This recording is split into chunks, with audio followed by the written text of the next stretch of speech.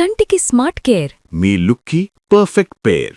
Mister Opticals, your style ఆ విజన్. And one day టోటల్గా ఇన్విజిబుల్ అయితే నువ్వు ఏ ప్లేస్కి వెళ్తావు, ఎక్కడికి వెళ్తావు, ఎవరితో ఉండాలనుకుంటావు? నేను నా క్లోజెస్ట్ పర్సన్తో ఎవరు లేక నా క్లోజెస్ట్ పర్సన్తో ఉండాలనుకుంటా వితౌట్ ఎనీ ఫోన్. విజిబుల్ అయితే జనాలు అడుగుతారు కదా క్లోజెస్ట్ పర్సన్ ఎవరని. ఫ్యూచర్లో ఇప్పుడు కాదు. ఏదో ఉంది కదరా, చెప్పు. నిజం. నోట్ వరకు వచ్చింది కదా. ఫేవరెట్ ప్లేస్ ఏంటి? నా ఫేవరెట్ ప్లేస్ వైజాగే. అక్కడికే వెళ్తావు. ప్రస్తుతం ఫేవరెట్ ప్లేస్ వైజాగ్. కానీ వైజాగ్ వైజాగ్ మనం కొట్టిన పిండి, ఏ సందులోకి వెళ్తే ఏమొస్తుందో తెలుసు కదా మనకి. సో మనం వైజాగ్ని ఇప్పుడు చెప్పకూడదు బేసిక్గా, ఎందుకంటే ఎన్ని వేసాము, ఎన్ని కనబడతాయి మనవి. ఏ ట్రాఫిక్ సిగ్నల్ కనిపించినా నాకు కార్ కనిపిస్తుంది. మొన్న వైజాగ్ వెళ్ళానంటే 3 రోజుల బీచ్ రోడ్లలోనే తిరిగాను నేను. ఎవడు చూసినా గుర్తుపట్టేస్తాడు, ఏంటి ఈ కార్ ఇక్కడే తిరుగుతుంది అని చెప్పి. సో వైజాగ్ నేను చెప్పకూడదు. Vizag all time favourite place. ఇప్పుడు నేను ఇంకా ఏది ఎక్స్ప్లోర్ చేయలేదు కాబట్టి నాకు ఏది వెళ్ళడం లేదు. ఇఫ్ ఇన్ కేస్ వెళ్తే అదర్ కంట్రీస్కి వెళ్తే ఏ కంట్రీ? యాజ్ ఆఫ్ నవ్ అయితే సింగపూర్ ఉండేది, చూద్దాం పాస్పోర్ట్ వచ్చాక. రావట్లేదు పాస్పోర్ట్. ఫ్యూచర్లో వచ్చే అమ్మాయికి అంటే ఎలాంటి అమ్మాయిని చూస్ చేసుకుంటావు? ఎలాంటి క్వాలిటీస్ ఉండాలి? ఎవరికి కళ్యాణ పడాలో లొంగుతాడో వాళ్ళని. కళ్యాణ పడాలా? ఎవరికి లొంగుతాడో, ఎవరికి భయపడతాడో, ఎవరి మాట వింటాడో వాళ్ళకి. నేను ఏమడిగాను నాన్న క్వశ్చన్? ఎలాంటి అమ్మాయి కావాలి అన్నా. క్వాలిటీస్ చెప్పు నాన్న. అదే క్వాలిటీస్ అవే అక్క. ఇప్పుడు అంటే తను ఇలా ఉండాలనో, లేకపోతే ఇలా వే ఆఫ్ థింకింగ్ ఇలా ఉండాలనో, నిన్ను చూసుకోవడం కానీ, నిన్ను ప్యాంపరింగ్, అంటే నీకు కొన్ని క్వాలిటీస్ ఉంటాయి కదా, నాకు కావాల్సిన అమ్మాయిలు ఈ కైండ్ ఆఫ్ క్వాలిటీస్ ఉండాలి. ఇదే ఆ క్వాలిటీస్ అంటే ఏంటంటే, కళ్యాణ ఆ అమ్మాయికి భయపడాలి. చెక్కేస్తుంది భయ్యా ఇది, అలా భయపడాలి కళ్యాణ్. రామచంద్ర ప్రభు, ఎవడు కోరుకోడు కదా ఇలాంటివి. ఈ అమ్మ నేను ఎక్కడే వినలేదురా నాయన. ఎందుకే విన్నారు, ఇందుకే లేదు. మిడ్ నైట్ లో ఎక్కువగా కాల్స్ చేసే వ్యక్తి ఎవరు కళ్యాణ్ పడాలకి? రామచంద్ర ఆన్సర్ కరెక్ట్ గా చెప్పకపోతే ఇది కూడా పడిపోయింది చివరికి. గ్లాస్ పడిపోయింది. ఇది పౌలేదు, రెండోసారి వేస్తానా? సరే దాయ్, ఇలా పెట్టినా ఇలాగా. ఇప్పుడు బాబోయ్ ఇంతకే కానీ అసలు నాకు అర్థం కావట్లేదు. రాముడు ప్లస్ కృష్ణయ్య, కిట్టయ్య రెండు మిక్స్ చేస్తే వచ్చేదే కళ్యాణ్ పడాల. ఇప్పుడు చెప్పాక క్వశ్చన్ ఏంటి? మిడ్ నైట్ లో ఎక్కువగా కళ్యాణ్ పడాలకి ఎవరు కాల్? బేసిక్ గా నేను నైట్ 10కే పడుకుని పోతాను కాబట్టి మిడ్ నైట్స్ నాకు ఎవరు కాల్ చేయరు. లవ్, మనీ, ఫేమ్ రెండు ఎంచుకోవాలి అంటే ఈ 3 ఆప్షన్స్లో ఏం ఎంచుకుంటావు? లవ్, మనీ, ఫేమా? లవ్ ఆబ్వియస్ ఉంటుంది. ఆ రెండిట్లో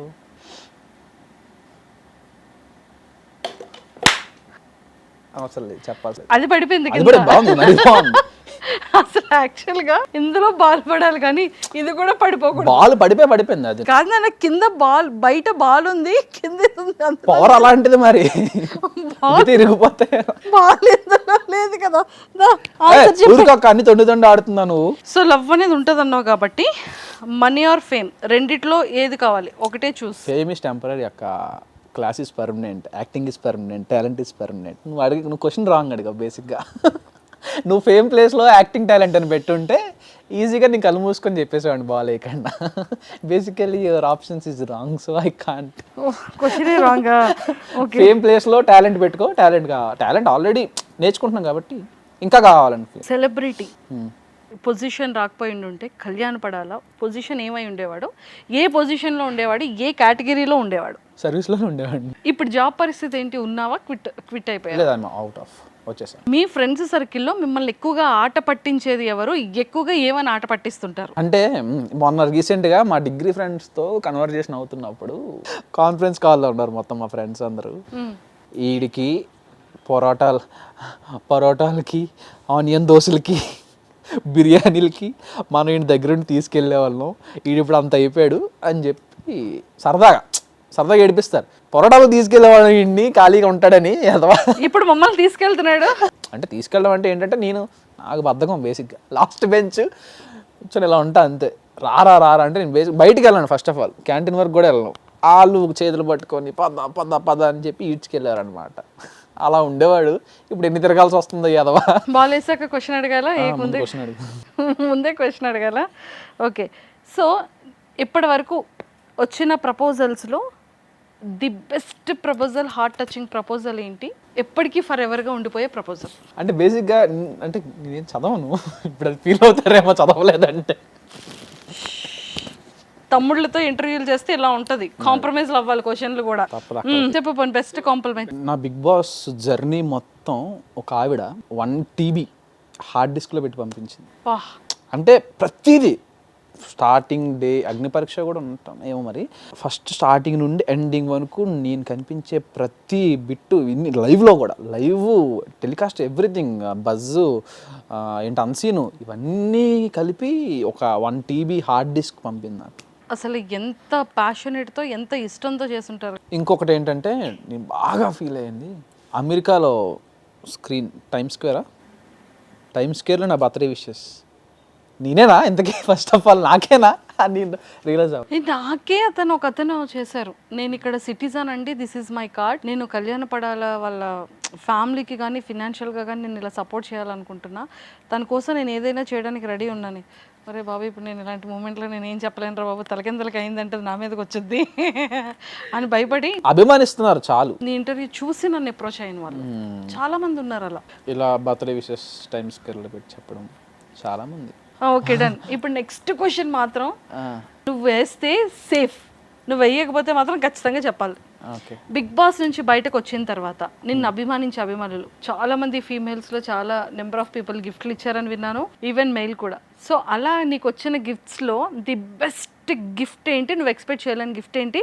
నేను ఇది తీసుకోవాలనుకున్నానే, ఇదే గిఫ్ట్ వచ్చింది అనిపించింది ఏంటి? అంటే నాకు బాగా కదిలించింది ఒక డైరీ వచ్చింది, రాసిచ్చారు డైరీ. ఎవ్రీ సిచ్యువేషన్,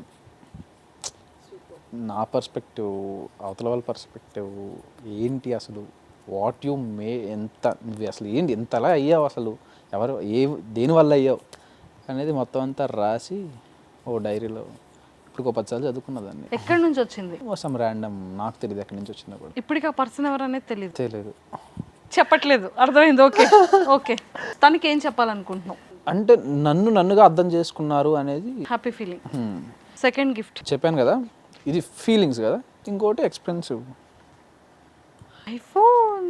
అది అప్పటికే నువ్వు బయటకు వచ్చిన టైంకి అది న్యూ లాంచ్ అనుకుంటా, 17 Pro Max కదా. ఎక్కడి నుంచి? From US fans of course, female. And last final question, లైఫ్లో అంటే ఇప్పటి వరకు తెలుసో తెలియకో నువ్వేమైనా మిస్టేక్స్ చేసినా, పేరెంట్స్ అవ్వచ్చు లేదా వాట్ ఎవర్, స్కూలింగ్, కాలేజ్, జాబ్లో ఎవరైనా సారీ చెప్పాలి అంటే ఎవరికి సారీ చెప్తావు? డిగ్రీలో నా క్లాస్మేట్ ఒక పర్సన్, అంటే ఎవరికి చెప్తున్నాను తెలియదు కదా అక్క, ఒక పర్టికులర్ క్యారెక్టరైజేషన్ ఉన్న పర్సన్ చిన్న మిస్అండర్స్టాండింగ్స్ వల్ల వేరే టిపికల్ సిచ్యువేషన్స్లోకి వెళ్ళిపోయారు. ఇప్పుడు ఊహించుకుంటే అర్రే ఇలా కాదు కదా, ఇంకోలా ఉండేది కదా పర్సన్ లైఫ్, ట్రాక్ తప్పింది. అంటే ఒక డిసిప్లిన్డ్గా ఉండే లైఫ్ ట్రాక్ తప్పింది అనేది నా ఫీలింగ్. అంటే నేను పట్టించుకోకపోవడం వల్ల, నేను చెప్పుండుంటే, అంటే నా ఫ్రెండ్సే కదా, ఇలా కాదురా, ఇలా ఉండరా అని నేను చెప్పకపోవడం వల్ల ఆ లైఫ్ అలా అయిపోయిందేమో అని నాకు ఇప్పటికీ ఉంటుంది. ఎప్పుడైనా చిన్న గిల్ట్ ఉంటుంది. అదే చెప్పుండుంటే ఈరోజు తన లైఫ్ ఇంకా బాగుండేదేమో. అంటే దగ్గర పెట్టి చెప్పుండుంటే, అరే అని చెప్పుండుంటే బాగుండేది అనేది నా ఫీలింగ్. సో ఫైనల్లీ మొత్తానికైతే ఏదో గేమ్ ఆడించాను, 2 సార్లు పడ్డాయి, 2 సార్లు నువ్వు తూచి గేమ్లు ఆడావు తమ్ము నువ్వు. అట్లీస్ట్ నాకైనా క్యాచ్ కరెక్ట్గా చూడు, ఇవి మాత్రం వేస్తున్నావు అంటే ఇది కూడా వెళ్ళిపోయి చూసా. సో ఫైనల్గా ఎప్పుడు సాంగ్ రిలీజ్ అవుతుంది? త్వరలో రిలీజ్ అవుతుంది. బేసిక్గా అంటే డేట్ అనేది మేమే అనౌన్స్ చేయలేము, ఎందుకంటే ఎవరో కాదు నేనే కొట్టేసుకుంటాను పెద్ది కోసం.